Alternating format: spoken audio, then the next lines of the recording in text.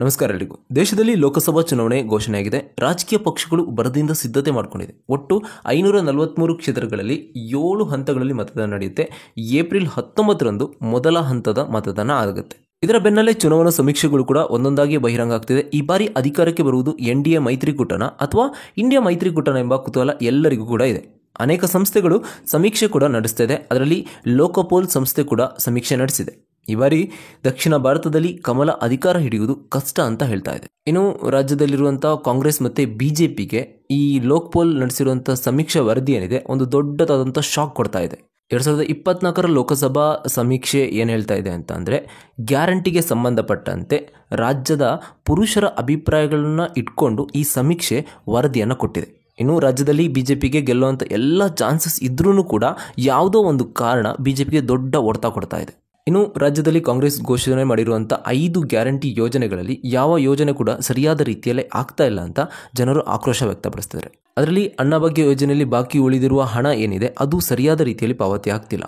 ಇನ್ನು ಗೃಹಲಕ್ಷ್ಮಿ ಯೋಜನೆ ಕಂತಿನ ಹಣ ಏನು ಬರಬೇಕು ಹೆಣ್ಮಕ್ಳ ಅಕೌಂಟಿಗೆ ಅದು ಕೂಡ ಸರಿಯಾದ ರೀತಿಯಲ್ಲಿ ಬರ್ತಾ ಇಲ್ಲ. ಇದು ಹೆಣ್ಮಕ್ಳ ಅಸಮಾಧಾನಕ್ಕೆ ಕಾರಣ ಆಗಿದೆ. ಇನ್ನೊಂದು ಕಡೆ ಕಾಂಗ್ರೆಸ್ ಈ 5 ಗ್ಯಾರಂಟಿ ಯೋಜನೆಗಳನ್ನ ಮುಂದಿಟ್ಕೊಂಡು ಈ ಲೋಕಸಭಾ ಚುನಾವಣೆ ಗೆಲ್ಲೋದಕ್ಕೆ ಎಲ್ಲ ತಯಾರಿನ ನಡೆಸ್ತಾ ಇದೆ. ಇನ್ನು ಈ ಸಮೀಕ್ಷೆಯಲ್ಲಿ ಏನು ಹೇಳ್ತಿದೆ ಅಂದರೆ, ಪುರುಷ ಮತದಾರರು ಏನಿದ್ದಾರೆ ಅವರು ನಮ್ಮ ದುಡ್ಡನ್ನು ಕಿತ್ಕೊಂಡು ನಮ್ಮ ಹೆಣ್ಮಕ್ಳ ಅಕೌಂಟಿಗೆ ದುಡ್ಡನ್ನು ಹಾಕ್ತಾ ಇದ್ದಾರೆ.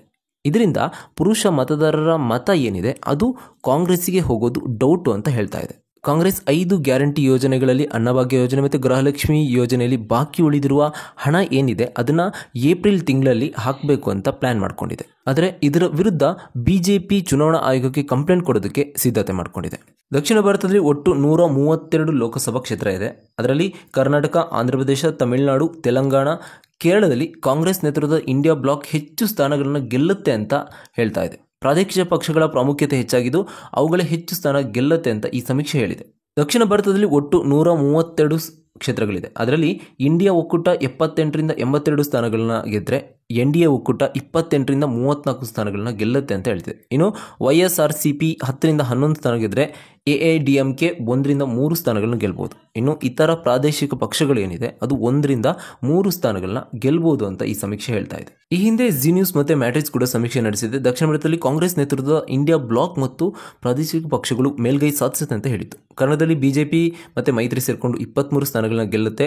ಕಾಂಗ್ರೆಸ್ 5 ಸ್ಥಾನಗಳನ್ನ, ಇಂಡಿಯಾ ಮೈತ್ರಿಯು ಕೇರಳದಲ್ಲಿ ಎಲ್ಲ 20 ಸ್ಥಾನಗಳನ್ನ ಗೆಲ್ಲುತ್ತೆ ಅಂತ ಹೇಳಿತು. ಇನ್ನು ಆಂಧ್ರಪ್ರದೇಶದಲ್ಲಿ YSRC 19, TDP ಮತ್ತು ಬಿಜೆಪಿ ಸೇರಿಕೊಂಡು 6, ಇನ್ನು ತೆಲಂಗಾಣದಲ್ಲಿ ಕಾಂಗ್ರೆಸ್ 9, ಬಿಜೆಪಿ 5, BRS 2 ಸ್ಥಾನಗಳು ಗೆಲ್ಲುತ್ತೆ ಅಂತ ಭವಿಷ್ಯ ನುಡಿದಿತ್ತು.